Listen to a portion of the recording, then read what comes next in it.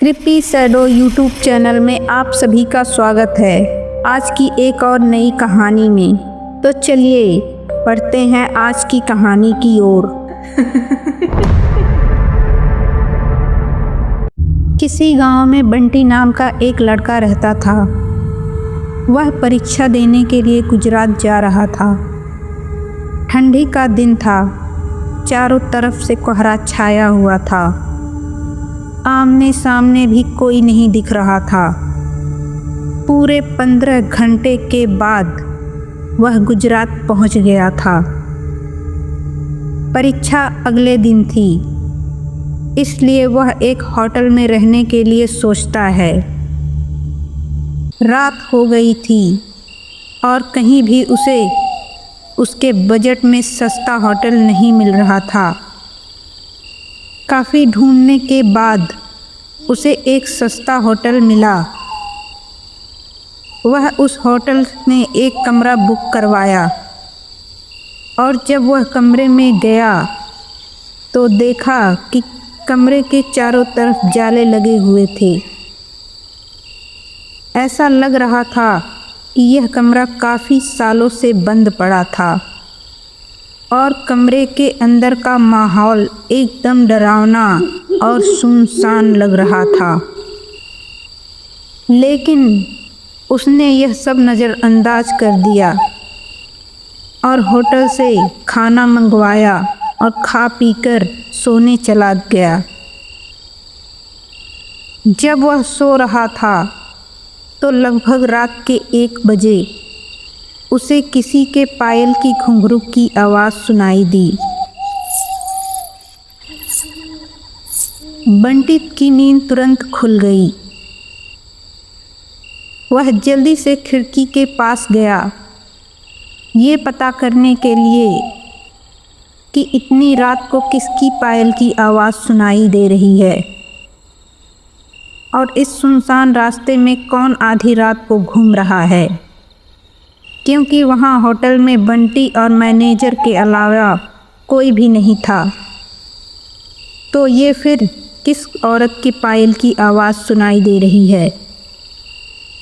बंटी खिड़की पर काफ़ी देर तक खड़ा रहा, लेकिन उसे कोई भी नहीं दिखाई दिया। फिर उसने अपने कमरे से मैनेजर को फ़ोन किया और उसे बताया कि मुझे इतनी रात को कब से किसी के पायल की आवाज़ सुनाई दे रही है। आपको भी दे रही है क्या? मैनेजर ने कहा कि सर ऐसी कोई बात नहीं है, आपको हवा से ऐसा लग रहा होगा। वैसे भी ये जंगली इलाका है, यहाँ पर तो हल्की हवा भी तूफ़ान के जैसी लगती है। आप सो जाइए, ऐसी कोई बात नहीं है। बंटी मैनेजर की बात पर भरोसा करके फिर से सोने चला गया। कुछ देर बाद उसे दोबारा वही पायल की आवाज़ आई, जो पहले से भी ज़्यादा तेज़ सुनाई देने लगी थी। इस बार उसने अपने कमरे का दरवाज़ा खोला और सीधा होटल के बाहर देखने के लिए चला गया। जब वह बाहर आया तो देखा कि एक काफ़ी लंबी औरत है जो सफ़ेद साड़ी पहनी हुई थी। उसके काफ़ी लंबे बाल थे और चेहरा ढका हुआ था। वह अपने हाथ में एक नारियल को लेकर होटल के चारों तरफ चक्कर लगा रही थी। ऐसा लग रहा था कि मानो अपने पायल की आवाज़ से वह किसी को बुला रही हो। बंटी दौड़कर उसके पास गया कि कौन है ये औरत जो इतनी रात को यहाँ घूम रही है। लेकिन वह औरत तुरंत ही गायब हो गई और चारों तरफ कोहरा ही कोहरा फैल गया। बंटी भी थोड़ा घबरा गया, क्योंकि जिस औरत को वह सामने से देखा था अब वह वहाँ नहीं दिख रही थी। बंटी अपने होटल में वापस जाना चाहा, लेकिन फिर से उसे दोबारा पायल की आवाज़ सुनाई देने लगी। बंटी अब उसे ढूंढते हुए जंगल की ओर जाने लगा। चलते चलते वह अपने होटल से इतनी दूर आ गया, उसे पता ही नहीं चला।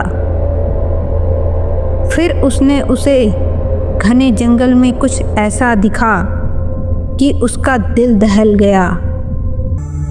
उसने देखा कि उस औरत ने एक पीपल के पेड़ के नीचे 5-6 लाशें रखी थीं और बारी बारी से एक एक को नोच नोच कर खा रही थी।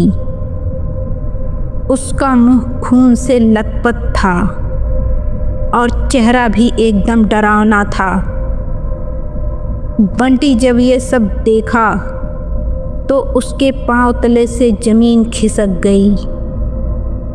ये सब नज़ारा देखते ही उसे डर के साथ साथ रोना भी आने लगा कि वह अब उसे भी मार डालेगी,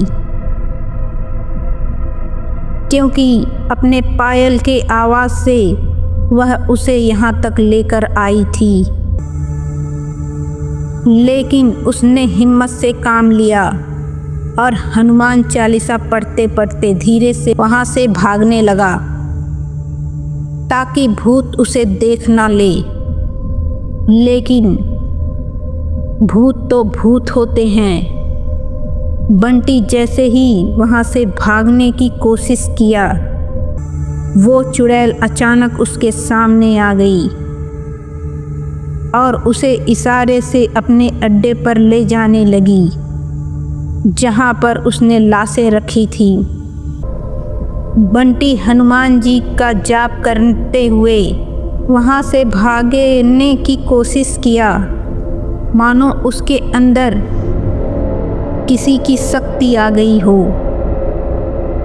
भागते भागते सीधा वह अपने होटल वापस आ गया। वहाँ थोड़ी देर रुका तो उसे एक आदमी दिखाई दिया। उसे देखकर ऐसा लग रहा था कि ये अच्छा आदमी है। वह बंटी के पास आकर बोला, अरे भाई, क्या हुआ तुम्हें? इतना डरे हुए क्यों हो? बंटी ने सारा किस्सा उस आदमी को सुनाया तो उसने बताया कि भाई, तुम बहुत किस्मत वाले हो कि आज तुम बच गए। वो चुड़ैल किसी को भी नहीं छोड़ती। और तुम इस होटल में क्या कर रहे हो? इसको बंद हुए तो काफ़ी साल हो गए। बंटी जब उस आदमी की इतनी बात सुनी तो उसका डर के मारे पसीने निकलने लगे। फिर वह आदमी बताने लगा कि इस होटल में बहुत साल पहले एक लड़की के साथ 4-5 लड़के बहुत भयानक तरीके से उसका रेप करके मार दिए थे। लड़की तो मर गई, लेकिन उसकी आत्मा किसी को भी नहीं छोड़ती और जो भी रात के समय इस रास्ते से गुजरता है, सबको अपने कब्जे में कर लेती है और मार देती है। कुछ दिन बाद इस होटल पर पुलिस का छापा पड़ा। तब से यह होटल बंद है।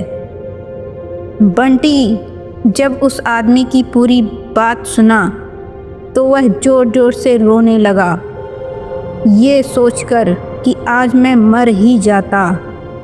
फिर वो आदमी बंटी को चुप कराया और बोला, चलो आज रात तुम मेरे घर रह लो, मेरा घर पास में ही है। डरो मत, अब मैं आ गया हूँ ना। बंटी उस आदमी को धन्यवाद किया और उसके साथ उसके घर चला गया और अपने आप से एक वादा किया कि आज के बाद भूल कर भी कभी अनजान जगह पर नहीं जाऊंगा। ये रात बंटी को आखिरी सांस तक याद की थी।